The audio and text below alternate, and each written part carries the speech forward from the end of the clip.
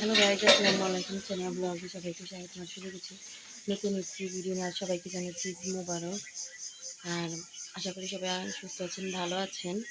আর এই তো ঈদের সকালেই।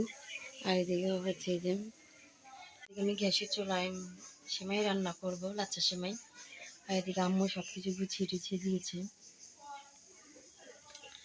এদিকে আমি পাতিলে দুধ দিয়ে দিয়েছি।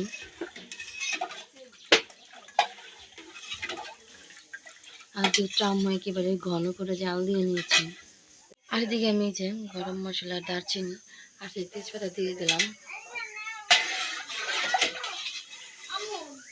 লবণ দিয়ে দেবো, যেহেতু মিষ্টি জিনিস লবণ না দিলে তো ভালো লাগবে না।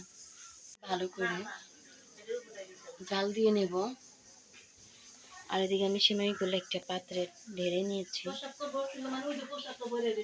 বলক আসছে, আমি চিনিটা দেবো। চিনিটা দিয়ে আবার জাল দিয়ে নেব। দুধটা জাল পাতলা ঘন হয়ে এসেছে। আমি এখন আর এদিকে যে কিশমিশগুলো ধুয়ে নিয়েছি, আর এদিকে সিমাইগুলো ঢেলে দেবো। আর কিশমিশগুলো দিয়ে দিলাম। আর একটু দেওয়ার পরেই চুলা থেকে একবারে জাল না দিয়ে নামিয়ে ফেলছি।